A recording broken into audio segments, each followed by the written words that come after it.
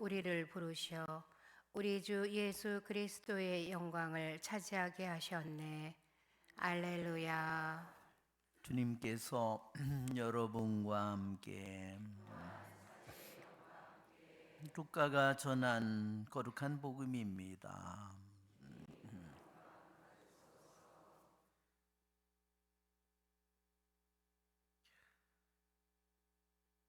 그때 예수님께서는 낙심하지 말고 끊임없이 기도해야 한다는 뜻으로 제자들에게 비유를 말씀하셨다. 어떤 고울에 하느님도 두려워하지 않고 사람도 대수롭지 않게 여기는 한 재판관이 있었다. 또 그 거울에는 과부가 한 사람 있었는데 그는 줄곧 그 재판관에게 가서 저와 저의 적대자 사이에 올바른 판결을 내려주십시오 하고 졸랐다. 재판관은 한동안 들어주려고 하지 않다가 마침내 속으로 말하였다. 나는 하느님도 두려워하지 않고 사람도 대수롭지 않게 여기지만 저 과부가 나를 이토록 귀찮게 하니 그에게는 올바른 판결을 내려주어야겠다. 그렇게 하지 않으면 끝까지 찾아와서 나를 괴롭힐 것이다. 주님께서 다시 이르셨다. 이 불의한 재판관이 하는 말을 새겨들어라. 하느님께서 당신께 선택된 이들이 밤낮으로 부르짖는데 그들에게 올바른 판결을 내려주지 않으신 채 그들을 두고 미적거리시겠느냐. 내가 너에게 말한다. 하느님께서는 그들에게 지체 없이 올바른 판결을 내려주실 것이다. 그러나 사람의 아들이 올 때 이 세상에서 믿음을 찾아볼 수 있겠느냐. 주님의 말씀입니다. 그리스도님 찬미합니다. 참 예수님, 오늘 성서후원의 원들을 위한 미사입니다. 성서후원 회원들에게 특별히 감사를 드리고 특히 올해 저희 신학교에 우리 신학교에 한 명 신학생이 합격했죠? 그게 정말 우리 너무나 기쁜 그러한 일입니다. 주님께 감사를 드립니다. 그리고 또한 여러분들이 우리 신학생들을 위해서 열심히 기도해 주시기를 부탁을 드립니다. 오늘 지혜서의 말씀을 보면 부드러운 정적이 만물을 뒤덮고 시간은 흘러 한밤중이 되었을 때 당신의 전능한 말씀이 하늘의 왕자에서 사나운 전사처럼 멸망의 땅 한가운데로 뛰어내렸습니다. 이 지혜서 18장의 말씀은 탈출기에 이스라엘 백성이 탈출하던 날, 즉 문외 문설 말하자면 문 상인방과 문설주의 그 양과 염소의 피를 바르고 그날 천사가 내려와서 이집트의 마다들과 맛배짐승을 모두 친 그날의 이야기를 우리에게 지혜서가 들려주는 겁니다. 그 이야기를 자세하게 어떻게 그날에 무슨 일이 일어났는가, 부드러운 정적, 한밤중이 되었고 정적이 뒤덮은 그 시간에 전능한 말씀이 전사처럼 단호한 명령, 하느님의 명령이 칼처럼 그것을 차고 그리고 만물을 죽음으로 채웠다고 했습니다. 이것이 그날 밤에 있었던 일을 지혜서의 말씀이 우리에게 알려주는 겁니다. 만일 하느님의 당신의 일을 심판의 일을 한다면, 그렇죠? 여러분, 우리는 인간은 누구네 집에 누가 맏아들이고 잠을 자는데 누가 둘째고 막내인지 우리는 알지 못하죠. 그러나 하느님만은 아십니다.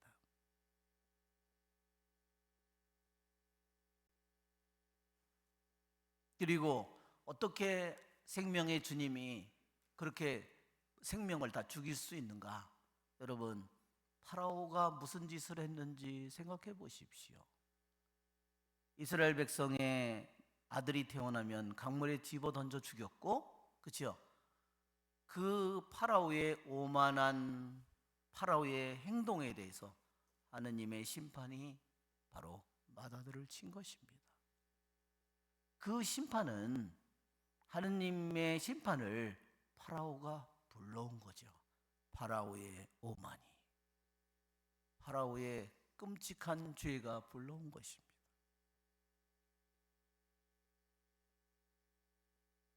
우리는 성경의 말씀이 지혜서의 이 말씀이 정말 탈출기에 이스라엘 백성이 탈출하던 그 날 밤에 무슨 일이 일어나는가를 설명해 주는 이 말씀을 읽으면서 우리는 경탄을 하지 않을 수 없습니다. 우리는 우리들에게 생명을 주신 주님, 우리들에게 시간을 주신 주님, 나에게 수많은 능력을 입혀주신 주님, 우리는 그 모든 것들을 잘 사용하도록 우리는 부르심을 받았습니다.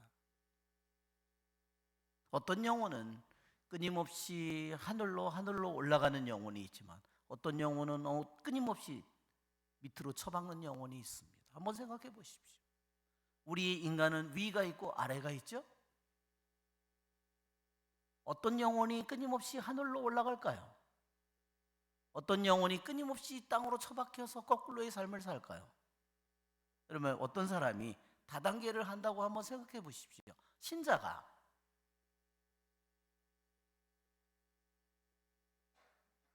다단계를 하면서 하느님께 가는 길이 있을까요, 여러분? 없습니다.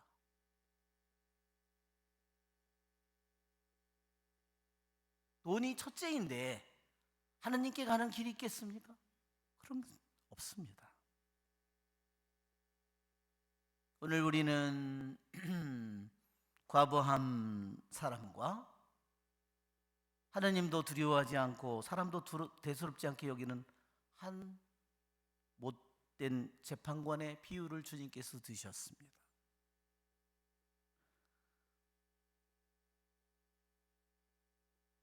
이스라엘 백성에게는 2000년 전에 이스라엘 백성들에게는요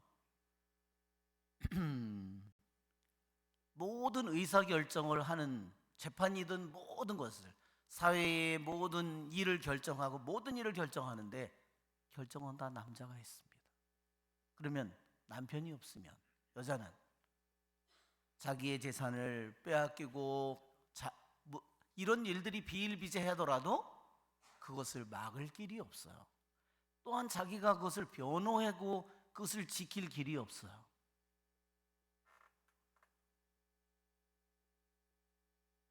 정말로 최악의 상태입니다. 그런데 유일하게 자기를 변호해주고 올바른 판결을 내려줄 재판관은 최악의 재판관을 만났습니다.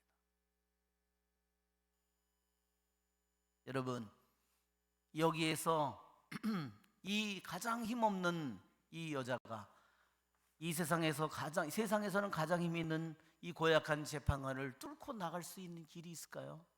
우리는 이 힘없고 초라하고 정말로 세상에 짓밟힌 이 가난한 영혼이 그 전혀 세상적으로 길이 보이지 않는 그 모든 것을 뚫고 바늘구멍을 뚫고 나아가는 이 여자의 믿음을 보게 됩니다.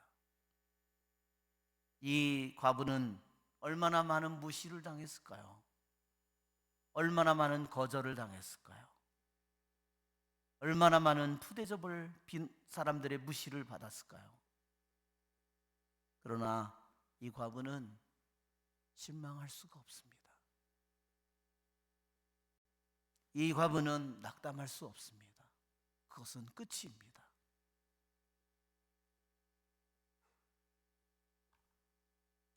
왜 주님께서는 이런 비유를 우리에게 들어주셨을까?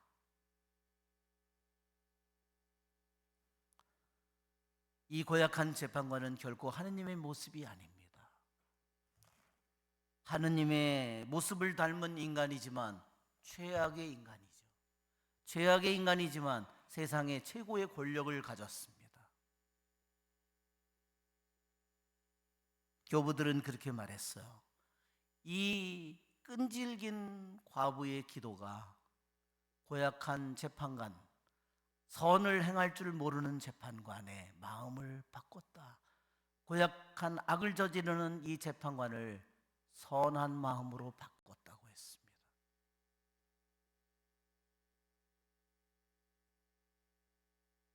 그러나 우리는 고약한 재판관에게 기도를 하는 것이 아닙니다.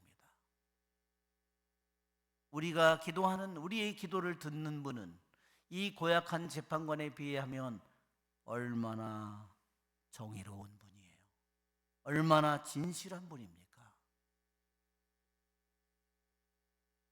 얼마나 선한 하느님이십니까?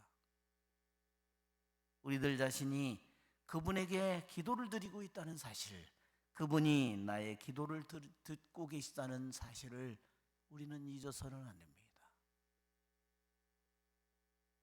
그래서 우리는 이 세상에 살지만 이 세상에서 잘 되는 사람들을 바라보는 것이 아니라 천상에 있는 하느님과 천상에 있는 성모님과 천상에 있는 천사들과 천상에 있는 성인들을 끊임없이 우리는 그것을 바라보면서 살아가는 것입니다. 오늘 복음에 사람의 아들이 올 때 이 세상에서 믿음을 찾아볼 수 있겠느냐? 여러분, 얼마나 많은 신자들의 마음과 생각이 세상 쪽으로 가는지 보십시오. 디모데 후서에 2장에 그렇게 합니다. 사람 마지막 때에 힘든 시기가 닥쳐올 것입니다. 디모데 후서 3장 1절부터 7절입니다. 마지막 때에 힘든 시기가 닥쳐올 것이다. 사람들은 자신과 돈만 사랑하고 남을 중상하고 험담하고 부모에게 순종하지 않고 이러한 일들이 우리들에게 닥쳐올 거라는 겁니다. 하느님보다 쾌락을 더 사랑하고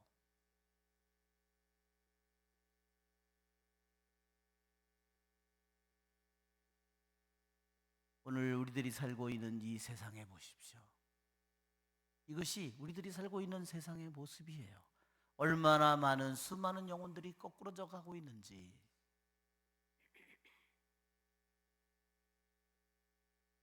그것은 우리는 그것을 속일 수 없습니다. 왜? 우리들이 그런 선택을 하고 있기 때문입니다.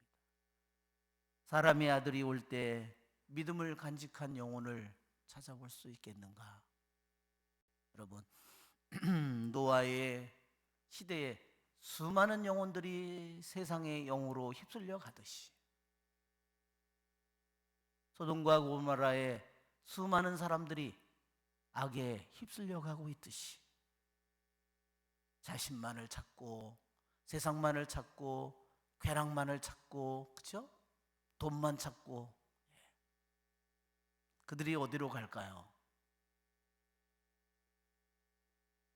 그들은 어둠 속으로 거꾸로 처박히고 있는 영혼들의 모습입니다. 우리의 좋으신 주님을 찬미합시다. 성찬절례를 시작합니다. 성소자를 위한 봉헌 있겠습니다. 봉헌성가 215번 부르겠습니다.